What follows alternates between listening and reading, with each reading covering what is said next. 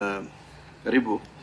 My first question is, in your own estimation, has there been any much progress made in terms of healing the ethnic divisions we have in this country? Because even as we go into politics, we see the SI unit of political mobilization is largely ethnic groups. So I just want to appreciate your appreciation of how much progress you have made since the establishment of the NCIC, not just your term and even the terms of others. In terms of the clear line between hate speech and freedom of speech is quite a thin one. I remember once NCIC did a report which I found extremely insightful, and I was at that time at the KNCHR, so I used that report into an article, and I was very happy that the same, then one of the members of parliament, he was a PNU activist, was now a minister for trade, complained to the NCIC that I had committed the act of hate speech. Actually, Chalo investigated that case and cleared me of any wrongdoing because it was the NCIC report that I was citing. At what point must we be audacious in terms of addressing our ethnic configurations? I think Kenyans try to sanitize a lot of things. We must sometimes be able to appreciate speech no matter how much we dislike of it. If you look at the Trump administration, it is largely about white supremacy, but it doesn't, that's the strength of democracy.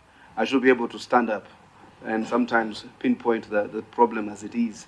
The only good thing that supported me at that time was the fact that it was based on an NCIC report of the Kibaki administration, that Kibaki's appointments and hitherto that point were extremely skewed, in fact, not only regional, but very nyeri. The third one, in terms of structural, systematic marginalization and exclusion. I'm one of those who always claims to have systematic marginalization and exclusion, like Commissioner Farah there probably is there for the same reason. But how is there a programmatic way of handling it? Because when you elevate me, you usually sometimes just say that you've elevated me, pulled me out of marginalization, but left the rest of the community there. So I see that a lot with the minority and marginalized groupings. I see a plethora of appointments that go to individuals, but I never see those communities necessarily pulling themselves out of marginalization. Do you have a programmatic strategy so that we can then appreciate better? And do you think that this systematic or systemic abuses, marginalization, alienation are the reasons why there's this violent elections or contestation for power and the fallout? And how much have you done in terms of trying to address that by way of advisory to government? Amina. Thank you, Chair. I'm reading here one of the mandates of NCIC. The mandate is to facilitate and promote equality of opportunity, good relations, harmony, and peaceful coexistence between persons of different ethnic, religious, and racial communities of Kenya, and to advise the government on all aspects thereof. I think that is true, right? So my question for you will be on the issue of national unity. We have had serious claims of shareholding in government, public appointments, and development in the country. What is NCIC doing about it, and what advice would you give the government? Right. I think that should be it. Eugene, you have something? Yes. One last allow Eugene to.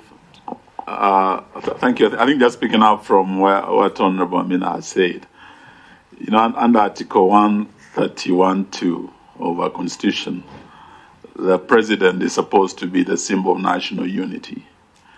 And not just a symbol, it is his cardinal duty to ensure national unity. And the Deputy President is supposed to be the principal assistant in that regard. Looking at this election that has just ended, the country was divided right in the middle.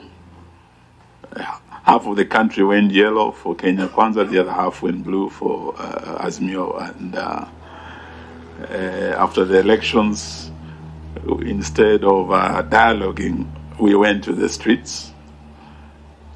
We are here because of the initiative between our two principals of the two coalitions, who said, no, let us not sort out this matter on the streets. Let us sit and talk to each other instead of talking at each other.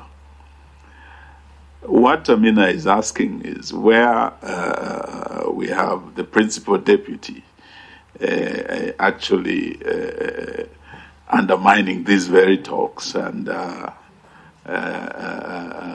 talking the language of division instead of unity, which is the principal duty to ensure national unity, and the country being a country of shareholders and non-shareholders.